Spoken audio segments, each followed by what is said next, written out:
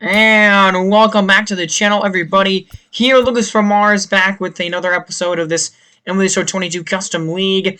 And we are now in the off-season. Sorry about kind of the wait between episodes. I wanted to get this out a little bit sooner, but I've just been pretty busy as, since I've come back home and everything. But we are in the off-season now, and we're going to have a couple of off-season videos for you in this episode here, or in this offseason. We're going to have one. This is going to be one mainly covering free agency, and then we'll have one about trades that we're going to do in the offseason. And so you can see some of these transactions that have already happened. These are just guys that re-signed with their teams and re-signed with their respective ball clubs. And so that's kind of a list of the transactions that we have there for you. We'll look at what the free agent pool looks like here in a bit. But you see there, Trey Mancini signed to a 3-year contract, and Trey Mancini is going to be a guy that is going to be on a lot of trade radars there for the Spiders. You have Ismar Petit with the 2-year contract. He might also be a guy that we look at trading. But yeah, not a huge number of really major guys here. You got Josh Bell signed him to a 3-year contract with the Diablos. Sean Doolittle back with the Honey Badgers, and Odubel Herrera back with the Bees. And so these are the moves that have already happened here, the transactions that have already happened just as a result of the beginning stages. I think this is like renewable contracts for these guys and these players. So the Crusaders signed Mitch Haniger again. So the Crusaders have locked Mitch Haniger up for 5 years, $37 million contract. That's a big one there. Michael Brantley went back to the Dragons on a 3-year, $22 million contract there. And Joey Gallo, the Dragons got him in a trade in this past season. They signed him to a 4-year, $80 million contract. So that's $20 million a year for him. JD Martinez re-signed with a 3-year contract to the Reapers. And so here you go. We get to see some of these contract options that were declined, that we get to see what kind of this free agent pool will look like a little bit. And J.A. Happ declined their contract option with the Bees. The Cardinals, that's okay. So this is more injury stuff, and that's stuff that happened at the end of the season last year and stuff. So that's what we've got for the offseason so far. Not any major news, but now we're going to get to exclusive free agent negotiations. This is exclusive negotiations for all the teams. This is a look at who is potentially on the board as free agents for these ball clubs. Michael Lorenzen is there as their top free agent listed for the Spiders. They're not going to offer him a contract back. But Kirk Caselli, Trevor Rosenthal, those two guys are going to be offered contracts. Charlie Morton will be going into free agency. And you see the pending offers, how much those are and how much their budgets are for each of these clubs there. And a lot of guys here for the Expos. So I wonder how many they can keep. And a lot of closing and relief pitching is on the board right now, and potentially becoming free agents on this Expos team. Dallas Keuchel, Knebel, there Oliver Drake, Kyle Gibson, who had a really good season this past year, Luis Severino, Brad Boxberger, some of those notable names, a lot of them, again, starters and relief pitchers. And yeah, Luis Severino, 29 years old, he potentially didn't pitch super well this past season, had a 4.97 ERA, but he's a guy that's fairly young at this point, still has a lot of potential. So he's a guy that might test the waters of free agency and would be an interesting guy there as a starting pitcher option for probably a team that's a little down and needing somebody like that to kind of restart their ball club there. Chad Green, that's a big relief pitcher that potentially could be a free agent there. Corey Kluber is going to likely go into free agency. So is Zach Britton and Julio Gurriel, and neither one of those guys are getting contract offers right now. Not a lot of contract negotiations here for the Honey Badgers. They only have Zach Greinke and Scott Alexander and Dominic Leone, but they're not going to sign Dominic Leone. The only 3 guys there listed. And for this team, 2 of their top pitchers are potentially free agents. This is going to be an interesting offseason for them.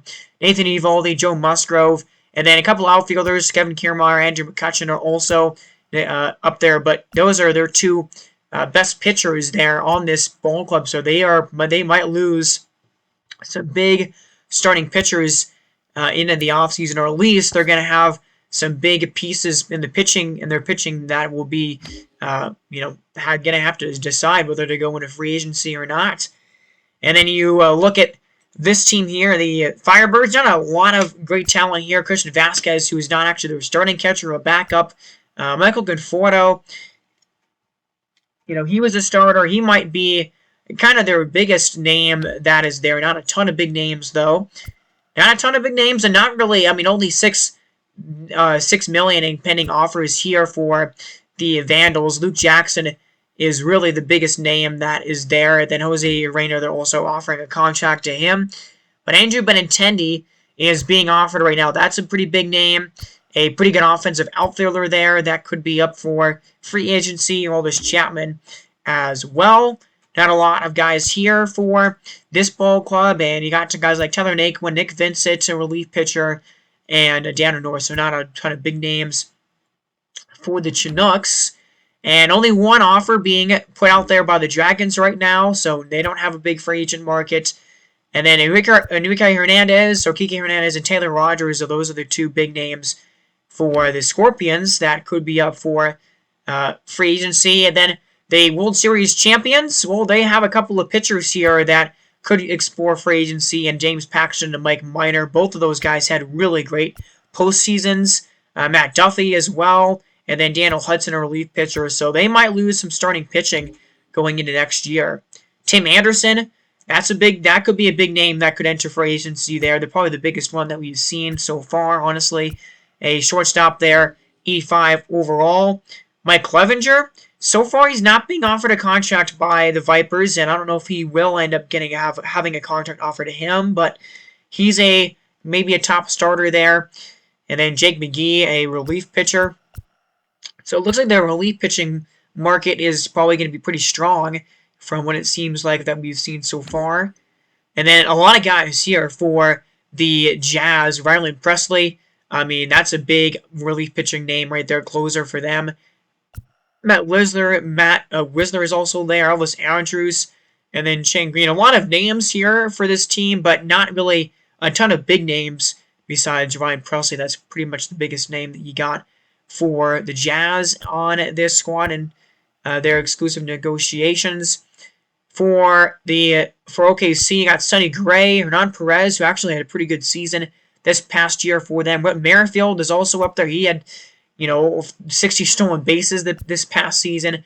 Miguel Sano is getting a contract offered as well. He might be a decent, I don't know about starting for him. He might go to not a great team. He wouldn't start on a good team, but he might have some starting potential there. And then for the Crusaders, it's all about their relief pitchers right now. They have Seth Lugo, Brad Hand, and Coney Kella. They're three of their top relief pitchers there, all up for free agency. And Wilmer Flores, who was a starter for them this season. And, they were already running up to $22 million on their pending offers. They don't have a lot on their budget. And, yeah, Wilmer Flores, 16 home runs, 65 ribbies, at 335 on base. And, actually, we're going to take that offer away, it looks like. But, yeah, he's going to be probably out for free agency as well. Noah Syndergaard for the Stars and Trevor May. You definitely want both of those guys to come back for the National League Division champions. Jimmy Nelson, yeah, probably going to let him go after a disastrous October. But Michael Wacha, want to get him back as well. So a few pitchers there. And a lot of free agents for this team and a lot in pending offers right now, actually. Clayton Kershaw, the deal with him, I'm going to have this team sign him, and then we're going to probably trade him to another team in the offseason. I wanted to do that at the trade deadline, but I kind of forgot to do that, so we're going to do that now. Roberto Perez, their starting catcher, is up for free agency. That could be an interesting name there. You got Kelly Jansen and Josh Harrison, and then Justin Turner, a good offensive hitter there. Charlie Culberson at third base. A lot of guys right here. Joe Ross as well. Carlos Martinez and Ross and Martinez are being offered contracts at the moment. Dan O'Day as well. He's like 40 years old, though, so they're going to let him go. Delano DeShields is being offered a contract, and then Albert Pujols, Pablo Sandoval, Nelson Cruz. All those guys are going to be gone, and Nelson Cruz and Albert Pujols will probably not. I'm not going to sign Albert Pujols for sure. I don't think I'm going to sign Nelson Cruz anywhere. So those guys their careers are wrapped up at this point. But yeah, this is the team with the most free agents on it right now for sure. And this team is not very deep. This team is not a very good team at all over the course of the regular season. So they're going to lose a lot of players on this ball club going into this next season, it looks like here. So we're going to see a new Charlotte. We're going to see a new team, and the new Charlotte Pilots. And by the way, this is a new team. I actually rebranded this team. This used to be the Charlotte Cougars, and I rebranded them. And actually, that reminds me that I didn't even really tell you about what I did with some of these jerseys and some of these teams in the offseason. So we have here the Charlotte Pilots. This is a new team that I made. I decided to change it up from the Charlotte Cougars and add a new team, add a new color scheme. I thought I saw this logo, the Charlotte Pilots logo in the logo vaults, and I was like, man, that's a really cool logo. I really like that logo. I wanted to incorporate it into a uniform in this game, and it's got a great green and orange and white color scheme.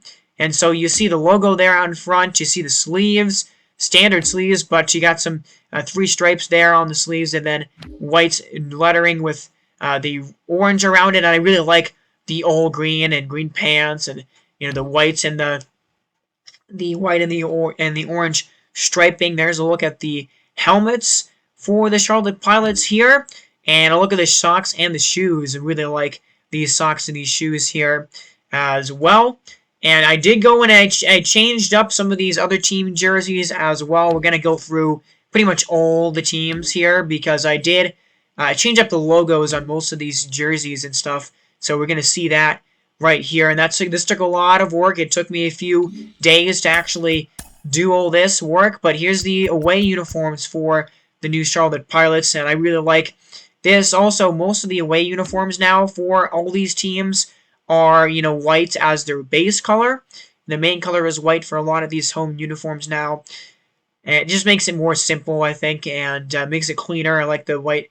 The white main color is clean, in my opinion there. The Pilots script across the front of this jersey here, I really like that. I like the orange sleeves and the orange shoulders as well.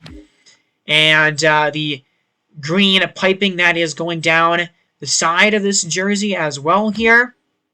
Just look at that helmet with a main, or the style color being white there, the main color being the green, and then the orange bell. And there's a look at that. The socks and the cleats, really like those socks. The white socks, or the white shoes, excuse me, with the green in there, and the orange is pretty clean. And I like those batting gloves as well. And so we're gonna play opening day with this team. We're gonna show you. We're gonna get a game in as they go home as well. We're gonna have them away in the home jersey. So kind of opening day is, we're gonna obviously focus on the guys that are new to all these teams, but we're gonna also show you some of these uniforms that I did and the changes that I made to them. But here you go, and this is the biggest free agent potentially in the offseason for sure for across the league, and it's Trey Turner. 94 overall, a potential guy. I mean, one of the top offensive producers in all of baseball, and I mean, this team, they were just all right, and then they have Jesus Aguilar, so that's another big first baseman there, potentially going into free agency. So this team, the Columbus Cardinals here, they were a team that was kind of middle of the road in the regular season. And, I mean, they need both. They need at least one or two of those guys. I don't think they're going to be able to sign both of them, Aguilar and Trey Turner. So there was some big free agent names there. And then you go to the worst team. This is the worst team record-wise in baseball here, the Rhinos. And, kind of a lot of names on this list of free agents, but nobody that important. I mean, Craig Kimbrell is probably the biggest name there. And then for the Blue Sox here, you got Adam Frazier, who an 81 overall. And by the way, no change for the uniforms for the Cardinals there. Those uniforms stayed the exact same. But Omar Narvaez, that's a big name. I mean, he's one of the top offensive catchers in baseball there. Danny Duffy as well is a good starting pitcher. Brandon Belt as well is a good first baseman there, a solid first base option. So that's some big names. And another couple of big names here for Kansas City is Aaron Nola. I mean, he's probably the best pitching free agent that potentially could be a free agent there at the pitching side. And Jose Abreu as well, another good first baseman, a little bit older, but he could also become a free agent. Evan Longoria and Corey Dickerson, who had a wild postseason run with the with Kansas City. So yeah, there's some names right there, and I just ignore the Montreal text that I have on these uniforms right now. I did in fact change that text there, so just ignore that. But yeah, I mean, those are a few big names for Kansas City. And then you go to the Sluggers, and this team, not a ton of guys here. Matt Duffy, Adam Duvall, Emis Diaz, who was a starter on this team, and a 79 overall. Robbie Grossman as well. And then Carlos Carrasco and David Price are the other two guys that are being offered contracts at the moment. And a lot of them, that's 6 offers, but only $22 million in pending in total offers, so not a lot of money tied up in any of those players. And then not a lot of guys here. I mean, only 3. Zach Eflin and Gary Sanchez. Gary Sanchez is not going to be re-signed, but Zach Eflin, they're going to try to get him back. And then Blake Trinan, I mean, that's a really big relief pitcher closer there that is up for grabs potentially for the Millers. Kohamu, Kuhn, Charles Rowe, those guys not being offered.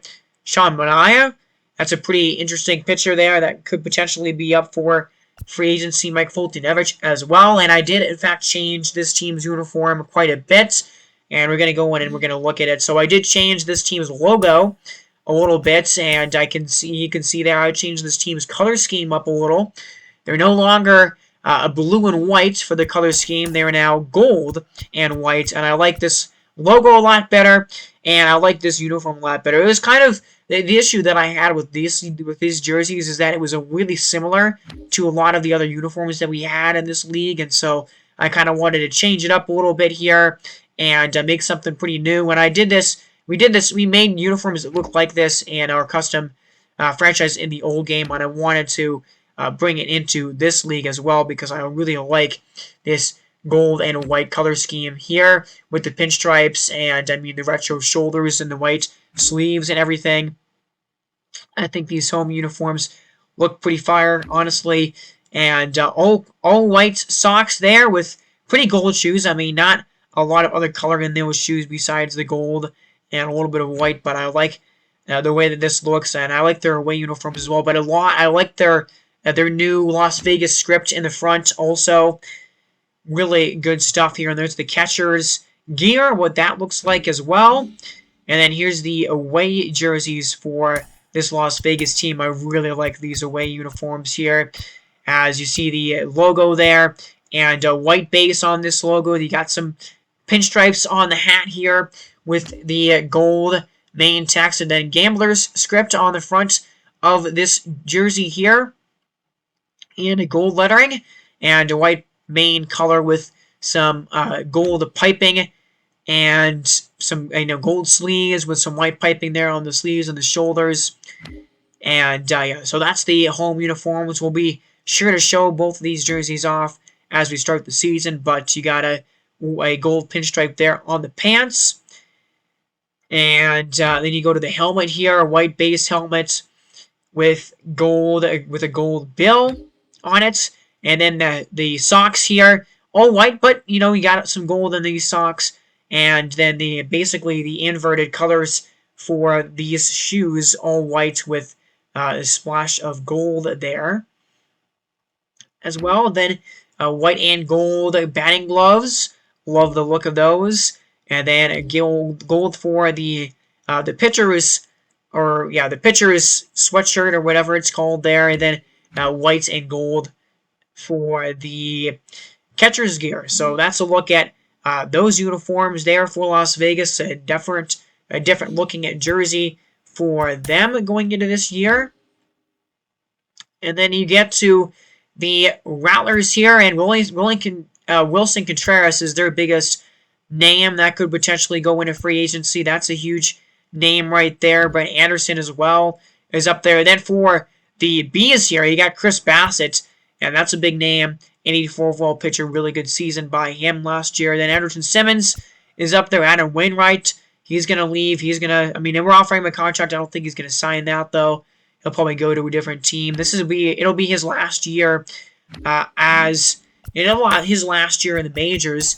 And I changed these away uniforms for Salt Lake because I didn't really like the old black look that the away jerseys had. And I really like what I did with these. I mean, the home uniforms for the Bees probably the best in baseball, in my opinion. They're so clean, and these look really clean too. White base with black pinstripes now. The Bees text on the front is really perfect. And you got black sleeves here, and some retro shoulders in gold, and gold letters with, the black borders on them. And then the all white pants with the gold pinstripes. And there's a look at the helmet there. White helmet with the gold bill. And yeah, I wanted to definitely change up the away uniforms. It's also not very practical. I mean, all black uniforms, you don't see that in the majors. And in real life, you'd be sweating up a storm if you were wearing those. So there's a look at their gold and white batting gloves. And then the gold jackets. And, oh, look at that. A nice white and black catcher's gear there. So there's a look at the new and, in my opinion, improved away jerseys for Salt Lake. And I changed up these uniforms as well for the Sharks. A little bit more look at the later. Max Muncy. Yeah, he's going to be probably the second biggest name in the free agent pool potentially. And Mike Zunino as well, who, got good defense as a catcher. His offense, he gets for power, but doesn't get on base very much. And Dansby Swanson. So there's some big names here. Jameson Taillon as well. There's some big names on the free agent potentially exclusive negotiations for the Sharks right now. They got, all four of those guys could really help out a major league ball club. And they're offering $43 million in pending offers. They're not going to be able to retain all those players. So it's going to be really an interesting offseason, I think, for the San Diego Sharks with big names like that headlining their exclusive negotiations. And what I did with these jerseys here, you can tell these are different home uniforms. So I changed up this team's home uniforms. I love these home unis, man. These jerseys are clean. I mean, a main color of the blue with the white pinstripes is so nice. And red shoulders, red on the piping, and both the sleeves and the actual jersey. I love the red and the blue and the white. I mean, that is a clean color scheme there. And red and white numbering, red and white on the piping with the pants. And, I mean, look at that clean helmet. You got a red and blue helmet. So the logo is also a little bit different as well. And I changed it up. So now the Sharks on the logo is red. And nice shoes there. White shoes with some, blue and red in those shoes. And then the blue and white batting gloves, white jackets, and blue and white catcher's gear there. And so what used to be the Sharks' home jerseys, the white ones, I didn't change those uniforms at all, but now those white jerseys that used to be their home uniforms are now their away jerseys, and they are going to be their away jerseys in this new season. And so, yeah, I changed up their home uniforms here. You get a look, and yeah, these away jerseys are the same that we saw in the other league. So now we go to the Spiders here. And I didn't change up these uniforms too much. I did put a Spiders text on the front of them now, and that's really the biggest change that I made with these. But, I mean, that looks so much cleaner now, in my opinion. And I think I just go through the jerseys here, what I did with them. The Winnipeg text in the front of those jerseys, I didn't change up the color scheme on those at all because those jerseys were clean with the color scheme. But I changed up the logo on for New York. I didn't really like their old logo, and I mean, it didn't really strike fear into the opponent. I like this logo for the Honey Badgers a lot better. And I did change up a little bit about their jerseys here as well. Now we have New York text in the front of these jerseys with their home and away. And trying to change up the black because there was the black coloring that there was before was not really black. It was kind of like a blue color. And so, we'll see if that has actually changed when I go into the gameplay here. But They different jerseys for the Raptors instead of the gray that it had in the previous seasons. Now it's white instead of a lot of the gray there, and a different logo on their home uniforms. There are different Raptors text with a really awesome logo. Love their front logo now. So much more intimidating and cleaner there at the front of their jersey. And then these are their away ones as well. A different logo there on the cap, and that's the look there with the away uniforms. A main color of the white, and man, that logo is so much better, man. It really, really is. And so, yeah, change these Raptors jerseys around a little bit here, and you see the pants there, and you see the helmets, the red bill and the white helmet now clean, and the shoes as well. Not a ton of change for these jerseys. The Portland script in the front is a little bit different, and I put Portland script in the away uniforms as well now. And the Dragons, I did change the Dragons away uniforms up a little bit here. You see Dragons text on the front, and now you got some whites in this jersey as well. A different logo on the front of these uniforms, but I love the hat on that away jersey now with the white and the orange. I think that looks really clean. The away uniform for the Scorpions, just put Scorpion text in the front of those jerseys. Changed up the logo here for the Houston uniforms, and now it's a clean Houston text on the front of these ones. And then I did change the away jerseys. They're white now. The main color there, you see just really good hats, and I think that's so much better now, so much more clean with that Houston text in the front, the white main color with a black and red on the piping there, and red on the shoulders and the sleeves, white and red helmets there as well. So really, really clean away jersey now for the World Series champions. And then you go to the Diablos, and I kind of changed up this team's script. That was really all I did here. Mexico City script now with a little Mexican flag at the top of it. I like that script a lot cleaner. And the M there is a little bit different. It's now, you got the orange and the red in that color scheme there. So that's a little bit different. Didn't change the away jersey for this team any. Oh, I did put a different logo there. Now you got the Tampa Vipers script on the front of that. I think this logo is so good, though. So I didn't change the away jerseys at all. The Jazz ones, they remain the same. Those jerseys are clean. OKC, I don't know. I didn't change these jerseys that much. I just put the OKC logo there in the front of both of those uniforms. I think it looks a lot cleaner there.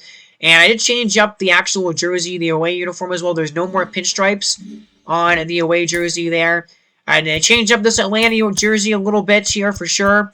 Now the blue color is a little bit different. It's a brighter blue now. And you have Atlanta script in the front of this jersey as well. And I think I really like that a lot more than what we had before. It was kind of a lot of gray.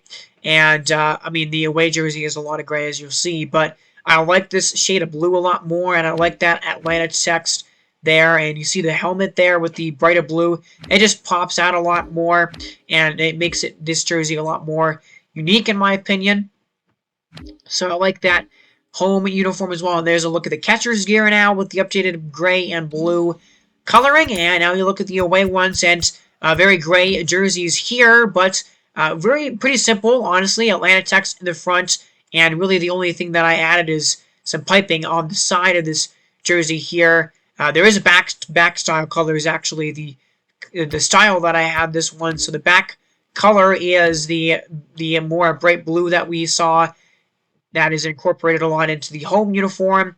But yeah, I like this. This is one of the more simpler jerseys that we probably have in this game now. But the Atlanta uniform has got a bit of a retool for sure, and they look a little bit different there. And you see the catcher's gear, whites in the main color there, and the accent color being blue. And so yeah, different Crusader color in jersey right there. Nashville, they didn't change. I didn't change their jersey really at all, I don't think. One thing I wish I did is actually make the Nashville script in the front of that jersey red. because it would make that Nashville script pop out a lot more. I didn't actually end up doing that. That's something that I'm going to do next year. Something I should have done when I edited the jersey. But either way, look at some of these other teams. I didn't change the Columbus one or the Rhinos jersey really at all. I did change up the Chicago one. There's a Chicago script in the front of this jersey now with that check mark there. And I like the Chicago script a lot more on this uniform. I think these home jerseys are pretty clean. And then, you know, we have white pants now with this away uniform. I kind of simplified this away uniform a lot. Chicago script on the front of it here. And blue jersey shirts. Now I changed the lettering actually here to white as I was editing this. I think that makes it look a lot cleaner. But, you know, the blue sleeves, and I like that. I like the sock and the jersey. The cleats there look really nice. And that's a look at the catcher's gear. So I saved this really quickly because I actually made those changes as I was recording. But that's a look at kind of some updated jerseys for the Chicago Blue Sox. And then for Kansas City, I already mentioned that that the Montreal script is not what it's supposed to be there. So I did update it, but that is a kind of a look. I think that like the overall jersey is like the exact same. But I did put Kansas City script on the front of this jersey. I don't know if I did that in this recording or not, if I did that at some later point. But there is, and I think I realized my mistake there. So I think I edited it after I recorded this, but I did change that, so that's not really reflective of what the jersey looks like. But Sluggers script now on the front of this uniform. I didn't change like the colors on this jersey really at all, but I think the Sluggers script there in the front of this uniform looks a lot cleaner and a lot more white in their away uniforms. And I didn't change that jersey at all. Those jerseys looked really, really clean. I didn't change the Millers ones either. And I didn't change the Rattlers jerseys at all, I don't think. But either way, there's the look at the Monarch script that we actually did and actually put in there, as you can see. So definitely, and then you look at that. So that's I think I went through all the free agents that were. There were the exclusive negotiations for all the teams. So now we're going to simulate a couple of days, and we're going to see what the free agent pool looks like, and if some of these players that are negotiating, some of these players that are negotiating the contracts become free agents. So there's a look at the list, and most of them here, it seems like most of the players that, you know, if they're offered exclusive negotiations are not going to take the deals and are going to become free agents. That's what it seems like, at least. So we're going to have a look at all the guys here. Quick overview, 360 view of all the guys that became free agents, and basically every single person, even if they were offered a contract, went into free agency. So here we go. It's going to be an interesting class. And there's the selecting the 40-man and the arbitration offers, tendering contracts, but free agency. So it looks like a deep class, and it's a class headlined by Trey Turner. He's going to be the biggest guy on that board. And then Aaron Nola, Max Muncy, Clinton Kershaw, Nathan Eovaldi, Ryan Presley, Roberto Perez up there. The catcher is actually the top catcher in this class here. And then Joe Musgrove, Mike Clevenger. So it's a good starting pitching class, it looks like here, for these teams. And this is Aaron Nola, that's the best pitcher on the board for either team. That's going to be a huge signing for whoever gets him, because Clayton Kershaw, again, I'm not going to have any other team offer to him because I already have kind of a plan of what I want to do with Kershaw, and that's to sign him and then trade him. So Clayton Kershaw, not really technically a free agent. I mean, he is, but I won't have anybody else offered to him. And so that's kind of a look at a snapshot of what we're going to have for this free agent market. And so, well, what I'm going to do is I kind of simulate in these days and see and, you know, give you guys updates on who signs these deals and when they're signed and everything, and kind of what these teams are going to look like as the offseason goes on. So, you know, we got Chris Bassett, Taylor Rogers, Chad Green, definitely a lot of pitching in this free agent class for sure. That's the biggest and the deepest position, it looks like. But you guys got like Brad Boxberger, Sonny Gray, Kevin Kiermaier. I don't know how deep this outfield class is, but it looks like it's not too bad. But yeah, so that's a look at some of those at that free agent pool. And right now, I mean, I'm gonna sort through all this, so I control this. I'm manually doing this. So as we go in this recording, I don't record every single player that gets offered a contract, but basically I'll offer to these players as I kind of see fits, and then I'll show you who's offering, and then we're gonna simulate through the days and see where some of these players go. And so that'll be kind of the format of the rest of this episode here for you guys. All right, so now I've had some teams get into these races. Now you see the Expos offering to Trey Turner as well as the Bees. And I mean, yeah, this is the top free agent guy for a reason. That 94 overall, he's got the speed, of course, to get on base and steal a lot of bags. And then Max Muncy, the Sharks, one of the headliners there with Kansas City. Then the Rattlers are as well hot on the trail. And I don't like how there's only 3 teams that could offer to these players. I think there should be a lot more. Well, that's because obviously like more than 3 teams in baseball are going to want Trey Turner, Max Muncy, and Aaron Nola. So I don't know why it's only 3 teams. It's frustrating because it kind of narrows who could actually get some of these guys. But either way, that's just how this game ended up working out. And so I haven't offered to everybody yet, but Tim Anderson has some more offers on the board for him with the Sluggers there, and I didn't actually see the other team there, but the Scorpions, Chad Green has a few offers from the Arrows and the Bees now. Chris Bassett has a few more offers, and Benintendi, the Raptors and the Jazz are offering to him.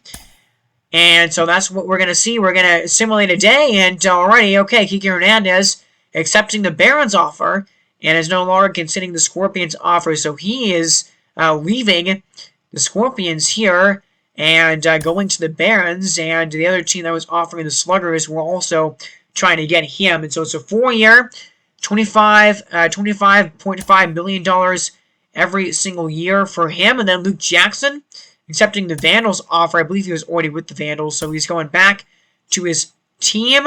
Chris Bassett going back to the Bees. Okay, they offer 4 years, $43 million to go back to Salt Lake. And then Aaron Nola, this is a big one here, is going back to the Monarchs. Okay, $24 million over 4 years. That's the max contract, $31 million a year for Aaron Nola, and he's going to be worth it. I mean, he's the ace of that staff and one of the best pitchers in baseball here, so he's no longer considering the the Stars offer. He's going back to Kansas City. That's big. And there's a offer, going back to the Arrows, I believe, was that pitcher there. Tyler Naquin going back to the Chinooks. Brad Boxberger accepting the Fibers offer, so that's a new signing there. Brad Boxberger is not going back to the Jazz, so there's a big signing in the relief pitching department. And Blake Trinan going back to the Millers. I believe he was already with the Millers. Trey Turner, okay, that's a big one there. $210 million over 6 years. Trey Turner is going back to the Cardinals, and that's a huge re-signing for the Columbus Cardinals there. I mean, he's the face of that team, the face of that franchise, and he gets a max deal for 6 seasons and is no longer considering the Expos offer. So that's a big signing right there for the Columbus Cardinals. So wow, quite a lot happens in that first day of free agent negotiations. Wow. So Trevor Rogers also resigned to the Barons there. Austin Riley resigned to a 3-year contract. Darren Wallace resigned. So a lot happening here in this first day of the offseason. Max Muncy, Nathan Eovaldi, Roberto Perez, some of the other guys that did not decide to sign with anybody in that first day. Neither did Presley or Tim Anderson here. And Mike Clevenger just does not have an offer yet. But Joe Musgrove hasn't had anybody else offer to him. Rogers Green and some of the other offers there on the table that have not. A lot of those guys haven't been offered to yet because I'm trying to figure out, as the offseason goes along. But Will Smith re-signing to the Expos, and we're just going to kind of go through some of these transactions, or actually, in fact, we're going to look at some of these signings here. And you got Aaron Nola back with Kansas City, and he's going to be right back there as their ace pitcher. And Emerson Hancock is also going to be there. He's going to be the number 5 starting pitcher in the upcoming season. And this starting pitching staff, which was strong last year, is going to be basically the same this season, except Emerson Hancock's going to get his first full year in the majors now. And that bullpen is about the same also. So, still looking to get Max Muncy back under contract here. That's going to be that's one of their biggest priorities. And you see Justin Turner signed with the St. Louis Sluggers. So that was a kind of a minor signing that we didn't get a notification about, but it's still an important one. As you look, they're offering to Tim Anderson and Jameson Taillon, Tyler Duffy, Robert Grossman, and David Price. So they're offering to quite a bit of different guys here. So yeah, the Sluggers right now kind of offering at a bunch of different players, and you see their starting pitching staff. Their starting pitching staff is going to be just about the same here. Zach Eflin going back to the Arrows. That's a pretty big signing, and I think this is a strong pitching staff here for this ball club. And you see the stats that he had last season. And right, Liam Hendricks was actually this team's closer. Well, he was there listed as the team's closer. He didn't pitch very well last season, so maybe Greg Treinen wasn't actually on this team last season. I can't remember if he was or not, but basically Greg Treinen's going to be in that closer role now, and moving to the setup is going to be Liam Hendricks. So that's a big signing there. Now the Bees here, I think they got somebody else back. I think the Bees got Chris Bassett back, but yeah, the Sharks still a lot of pending offers for them at the moment. A lot of Expos offers on the table still, and Jose Abreu, the Honey Badgers going after him also at the moment, and Andrew Benintendi, the Raptors are going after him as well right now. And so did the Dragons got Michael Brantley back, and I think that's basically going to be their team going into next year right there. A lot of empty slots there for the Scorpions, and some empty spots here for Boston, and they got Enrique Hernandez, though, to fill out one of those spots. Remember, they lost they didn't lose Kevin Kiermaier, but they Kevin Kiermaier was there in the outfield for them, and he left in free agency, and I don't think they're going to bring him back. And so they went out and they got Kike Hernandez as another outfielder here in center. And last year had 80 RBIs and nearly 30 home runs, had 29 homers and 80 ribbies, batted .240. So he had a pretty good offensive season, honestly, for them. And he's an offensive upgrade from Kevin Kiermaier, who's really his specialty is his defense. And they also should they have a healthy Trevor Story now. Remember, he got hurt pretty early on, right in the beginning of the season last year, and so he'll be back in this starting lineup, and hopefully he can stay healthy this season for the Boston Barons. And then you get Kevin Biggio back in the lineup. So now I don't think that's going to be pretty much the biggest move, especially offensively, for the Boston Barons in this offseason. They are going to have to figure out this pitching staff quite a bit here. It seems that's going to be a big issue and a big place of concern for them right now. But their offense is basically set, it looks like, for the most part. So we go back to the Cardinals here, and they did get Trey Turner back on the squad, and 79 RBIs, 25 homers, 25 homers, 79 RBIs for him last year with that 296 average. Got hurt in the last month of the season, I believe, and so that's a big name for them to get back, but still have Jesus Aguilar and his contract out there on the table as well. So, yeah, I think we're going to go maybe back to the calendar here, and we're going to continue, to simulate a few more days right now. And so, actually, before we do that, we're going to go kind of back into the teams here, and Justin Turner got scooped up by the St. Louis Sluggers, so he is on this team now, and he had 27 home runs and 77 ribbies. Was one of the best, maybe the best offensive hitter for the Charlotte Cougars last season, now the Charlotte Pilots. And so he'll take a prominent role in this offense here, who's got, Julio Rodriguez, a full season for him upcoming in this year after coming off of his Rookie of the Year campaign. You got Harrison Bader, Mitch Garver there, Matt Olson on that team as well. So offensively, they should be pretty set up. They are, again, still going after all those players there, including Robbie Grossman there. So you kind of look at position by position. The outfield class here for this offseason, I mean, not a great center field of the class, not a very deep outfield and right field at the very least either. So, Michael Conforto is here. He's an interesting and intriguing kind of option there for a team. And Alex Dickerson, I mean, 26 home runs, 83 RBIs for him last year. I mean, not too bad of numbers there. Only a first on base, so yeah, and then Michael Conforto, I guess we're kind of looking at both of these players as maybe options for the Sluggers to go after. And, man, they are both pretty similar hitters, to be honest with you. But it looks like the Sluggers are going to offer a contract here to Michael Conforto. So we'll see where that goes, as they got $69 million out there in pending offers. And we're going to go back in. I think we're going to adjust this contract a little bit. But 14 homers and 62 RBIs for Michael Conforto last year.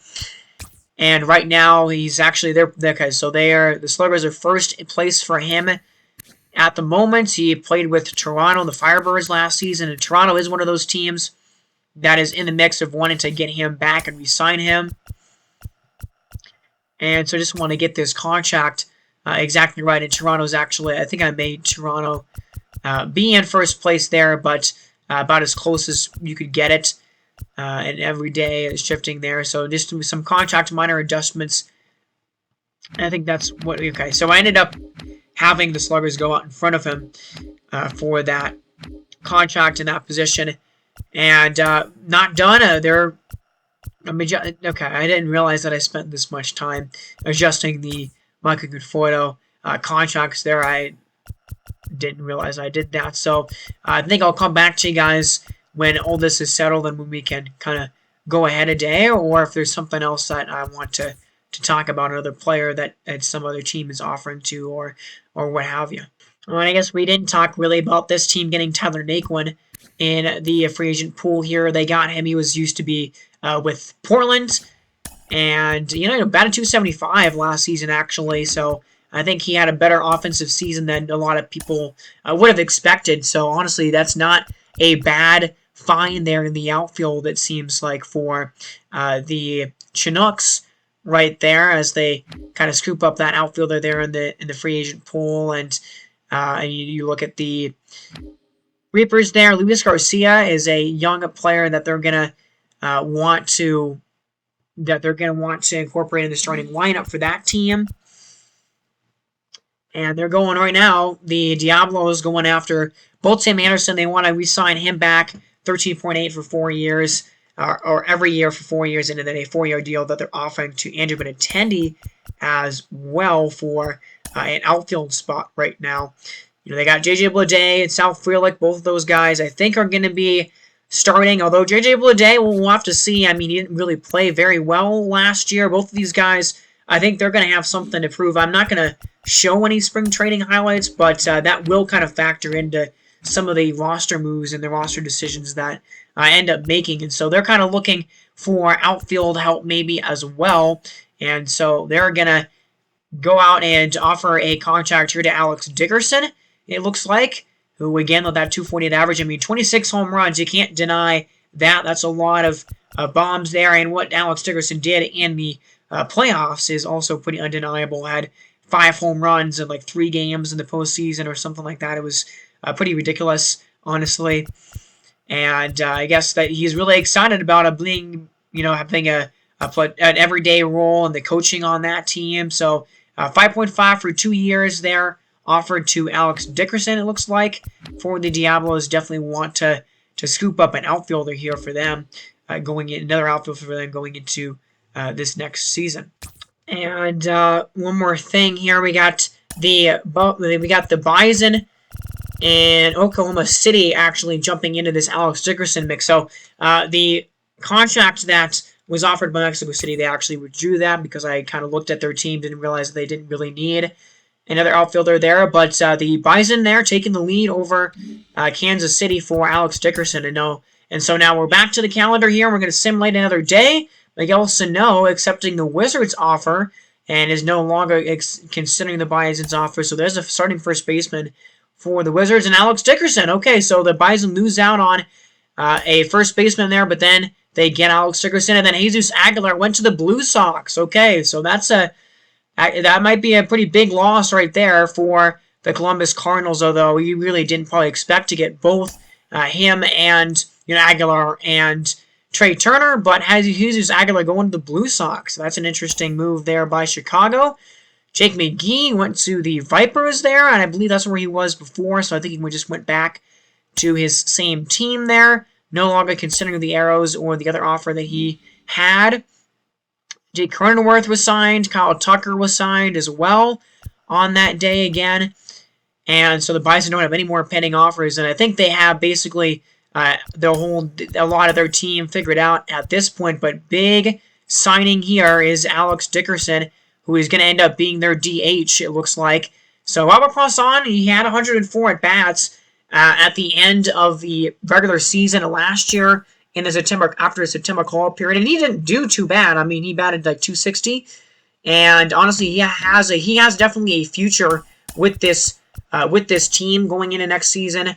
Or going into the future here. He's going to be starting probably at AAA. I actually will tell you that I didn't remember to send him down to AAA when the season started. But he's going to be, he's going to be in this team's infield at some point very soon, but he's not ready, in my opinion, to be that full-time starter. And so they get a big offensive piece there. Excuse me, it does OKC.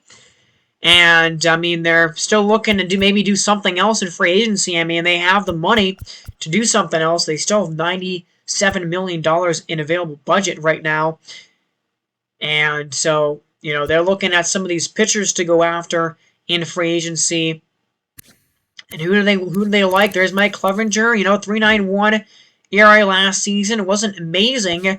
But then you got Joe Musgrove, who was traded away. I can't remember which team he was. I know he went to Boston to finish off the regular season. He finished with a 3.94 ERA. I don't remember who traded him, though.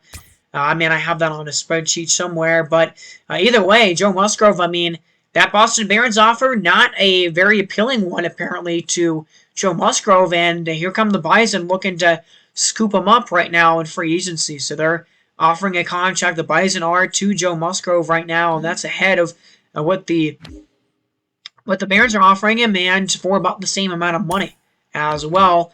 And Nashville also wants to get a big pitcher here as well. So they're definitely going to be interested in looking into the pitching market. They did not get they offered at Aaron Nola. They didn't get him. And so now what other pitcher are they going to be looking for? I think this team really doesn't have a true ace. Noah Syndergaard, he is an okay pitcher, but is he really an ace starter for you? Yeah, I'm not sure. They want somebody who can really take over that role, and Joe Musgrove is a guy that can probably do that for you, or at least be a really strong number 2. And so Nashville here is also going to jump into this race for Joe Musgrove, and they're obviously a contender, so they're going to be pretty high up there, and it doesn't look like Boston's going to retain Joe Musgrove's services going into next year. $74 million for 4 years there for the Nashville Stars. And it looks like we're going to maybe bump up the offer from the Bison here to compete a little bit with the Stars in this Joe Musgrove deal. But those are the 3 teams there, the Bison and the Stars and the Barons, that are going to be really looking to go after Joe Musgrove here in this free agent period. And they are offering $1 million more over the 4 years than Nashville is here, but the Nashville Stars are still just barely ahead in interest for Joe Musgrove there, and we might actually improve it a little bit more just to sweeten the deal a little bit here, and we're going to make it actually the exact same as the Nashville offer. And so we'll see what ends up happening there with those contract offers.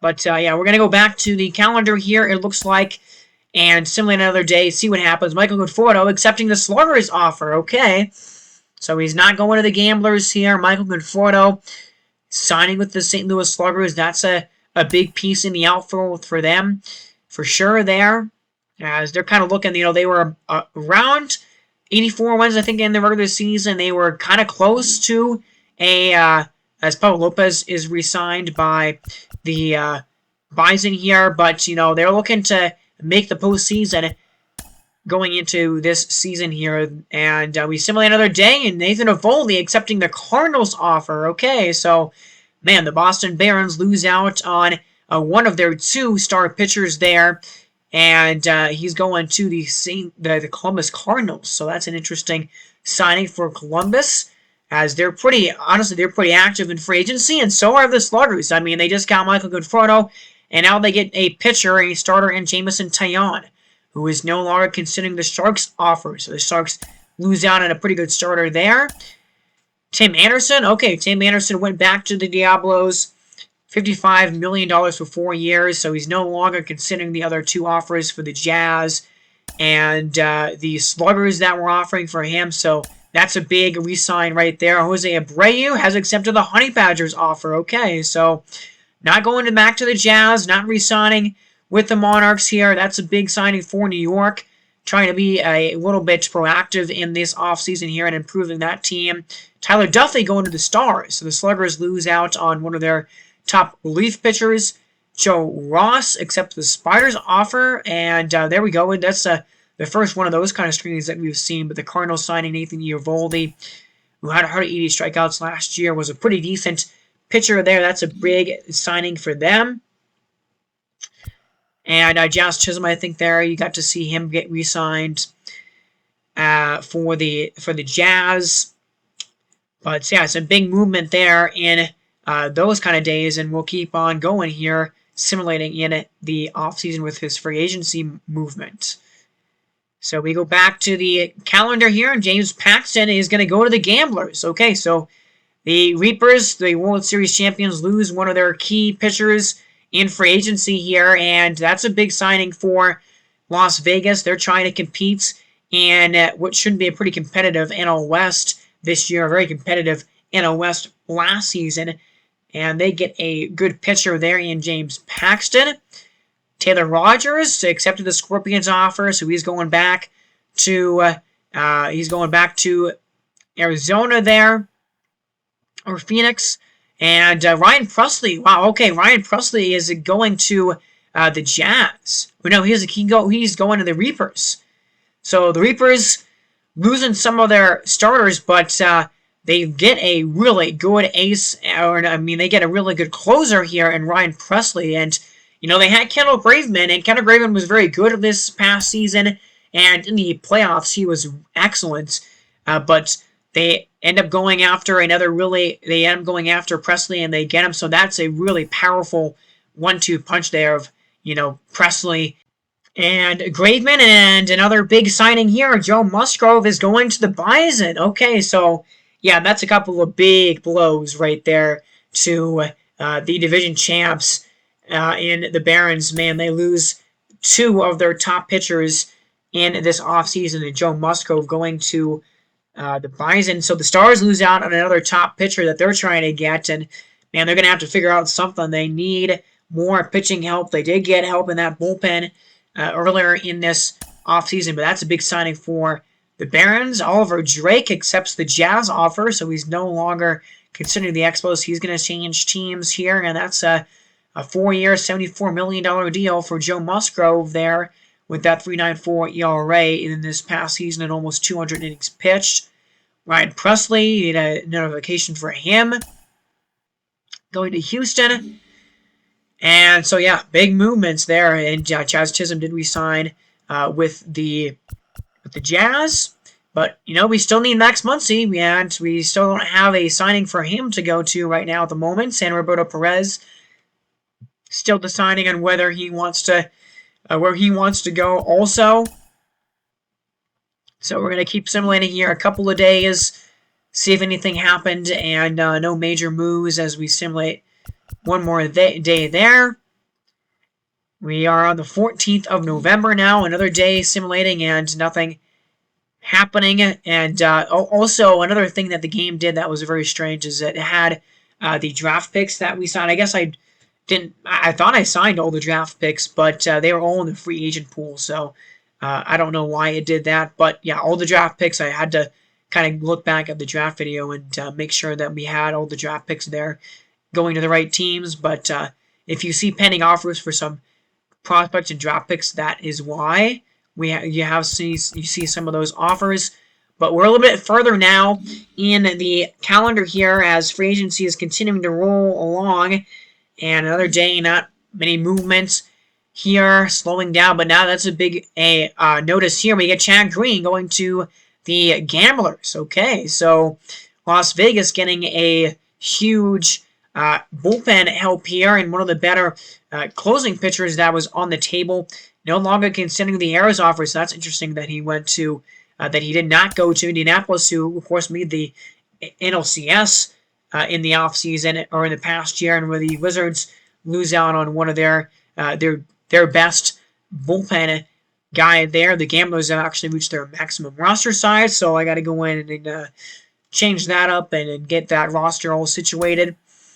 But Seth Lugo, okay, that's a big loss there. He's not coming back to the Crusaders. He's going to the Vandals. So that's a big signing there for the Vandals, improving their bullpen. They already had a pretty big signing of another bullpen arm earlier in the offseason.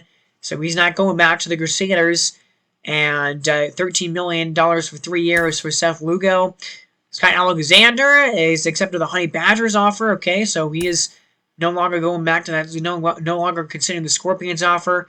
And Mike Clevenger has decided to decline the qualifying offer. He's going to remain a free agent, so probably not going to come back to the Vipers here, and he's still going to be on the table for another ball club to scoop up if they so choose. Mike Soroka re-signed. He avoided arbitration there for the Dragons. Zach Greinke is still being offered a contract right now by the Honey Badgers here, as they're looking to make some moves. We're simulating a few days. 40-man rosters are set now here in this day, so that's something that I end up going and doing. But yeah, we're now into the free agency, the second phase of free agency basically here at this point in the calendar, nearing the end of November. And so we're going to look at kind of what some of these teams look like now after some movement happening in the free agent pool. Actually, we're just going to go back. Let's just look at the free agent pool at the moment. And the Gamblers here, they were looking maybe to go after another player here, but they got to cut somebody. And so we'll do that really quickly for them and release somebody from their team. But yeah, we're getting down to the end of this period of the offseason right here. So we're back to the calendar here. And the Honey Badgers have more than the maximum amount of players on their roster. So some stuff like this, you gotta not really micromanage it, but you definitely have to manage it to make sure that these teams can sign some of these players and everything. So yeah, that's just part of it here in the roster construction, or really how I run this franchise. So back to the calendar, we're simulating a few more days, and now we're going to the last day of offering salary arbitration to some of these players.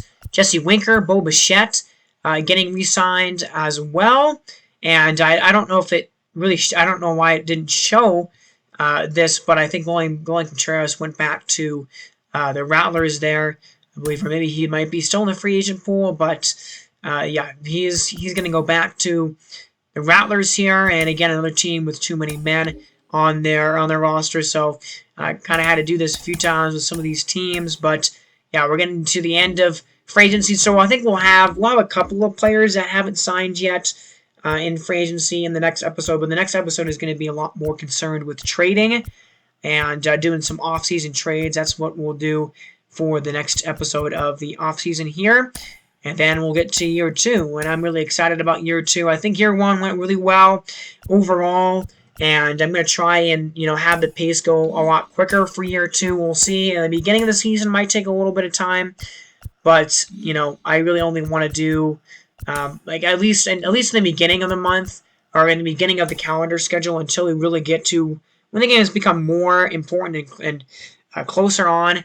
I want to kind of, I want to really speed it up a little bit, and so we'll have year 2 go by a little bit quicker for you guys, so that, we're not pushing 60 episodes again for the second season of this franchise. But, yeah, man, Max Muncy and, some of those guys should not be free agents, actually, but either way, Max Muncy is still the biggest free agent that's right now out there for teams to sign, so, yeah, I don't know where he's going to go, but that's the biggest name that's still out there right now in the running.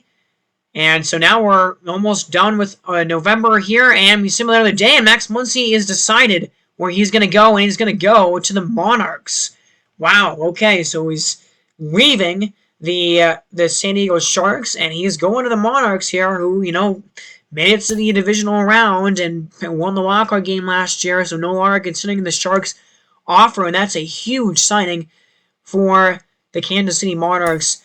And there's a look at him in a Monarchs jersey. 272 average, 27 homers and 75 ribbies. Very, very good season that he had last year, and he immediately becomes one of the better hitters on that team. And, they already have Yordan Alvarez on that squad and Brandon Nimmo, and so that's a big signing for them, one of the biggest ones of the offseason so far. And Zach Plesac. Okay, so Zach Plesac accepting the Barons offer. The Barons do get at least one starting pitcher back here. They were kind of hurting for some starting pitchers right now after losing a couple of big names earlier in free agency. But now we are into December, and this is the time. Yeah, okay, Clayton Kershaw got re-signed by the Pilots, and we're going to see him be traded we're going to probably see him be traded in the off season here in the next episode. So definitely stay tuned for that. And when he gets to be traded. But yeah, now we're in December here, and we're into free agency 3 now, or free agency 4. But Justin Steele here has a little bit of an issue with him, but only $42 million in the budget for the Honey Badgers. I would have thought that they would have had a bit more money than that, but we're going to offer Justin Steele a pretty lengthy contract. 4 years, $6.4 million there for him, because he had pitched 24 innings in relief last year, and he was pretty good in those 24 innings, I would say. So, not a lot of guys there tendering contracts for any of these bowl clubs, but I think that probably just about does it. I don't know if I simulated any more in this recording. I'll kind of wait on it here a little bit. James Caprillion, we're going to give him a pretty good contract. 115 innings in the bullpen for the Arrows last year was a good and long relief option for them for sure. So, 3-year contract, $1 million a year. Excuse me, $1 million a year for James Caprillion, and nobody else there. And now we're going to see him another day. Okay, we got another big signing. Andrew Benintendi accepting the Diablos offer and no longer considering the Jazz's offer. That's a big signing for the Mexico City Diablos, as they get another key outfielder there, and a really good one in Benintendi. So Benintendi not staying with the Raptors here, and the Raptors losing a big offensive piece there in the outfield. And we saw the Diablos offering to quite a few outfield guys there. $40.5 million for him over 4 years. Big signing for the Mexico City Diablos there. So that's kind of what this lineup is going to look like now, as Oscar Mercado, he is just not a good starting pitcher. He's just not a good starting outfielder. There's the numbers for Benintendi last year, 340 on base percentage. Really good there. So Benintendi was pretty good at getting on base, and he's an 83 overall. He's still pretty young. He can still grow a little bit more and get a little bit better. But that's a big signing there. And we're not done just quite yet. The Jazz picking up Craig Kimball's contract, and that's a big signing for them as they improve their bullpen. But I think that's the end of this time because I get to the winter meetings, and that's when I started to do some trades here. So that's where we'll pick up for the second episode of this off-season franchise here. We'll see what happens in the trade movement here for the year one off-season, and then we'll get to year two. So thank you guys so much for watching this. A little bit of a different kind of video here in the off-season, but I don't want to make it too long. But I'll try to have the second part of this off-season out relatively quickly. Not a lot of editing has to be done on my side with these videos, and then we'll get to year two. So thank you guys so much for watching this episode. You've been listening to Lucas from Mars. Have a great day, everybody, and have a great summer. As summer just getting going for me. Thank you, everybody, again for watching. I'll catch you guys in the next episode. God bless.